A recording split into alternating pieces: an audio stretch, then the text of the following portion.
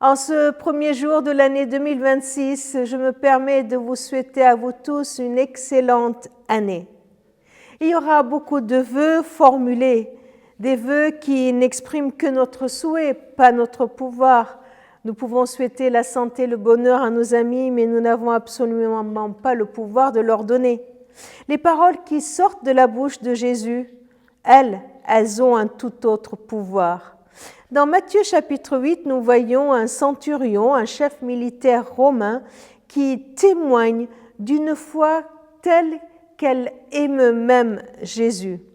Au chapitre 8, au verset 5, nous lisons « Au moment où Jésus entrait dans Capernaum, un centurion s'approcha et le supplia. « Seigneur, mon serviteur est couché à la maison, il est paralysé et souffre terriblement. » Jésus lui dit « Moi, je viendrai le guérir. » Mais le centurion répondit « Seigneur, je ne suis pas digne que tu entres sous mon toit, mais dis seulement un mot et mon serviteur sera guéri. » Face à un serviteur malade, ce centurion vient demander l'aide de Jésus.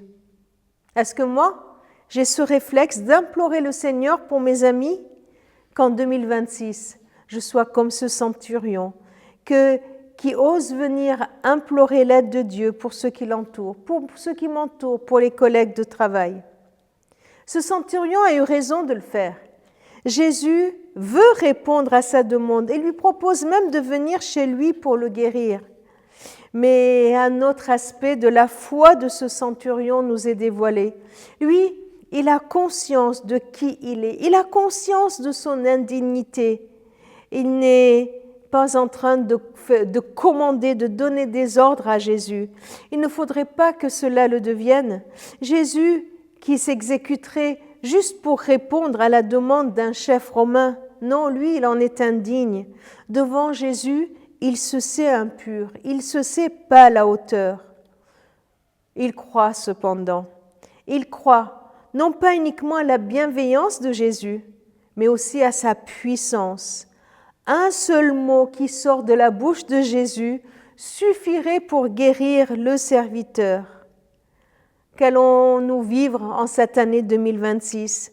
Je ne sais pas ce que toi tu vis aujourd'hui en ce 1er janvier, mais cet exemple de ce Romain est là pour nous encourager à croire que Jésus veut venir chez nous, veut venir à notre rencontre, veut venir dans notre intimité, veut venir dans notre domicile.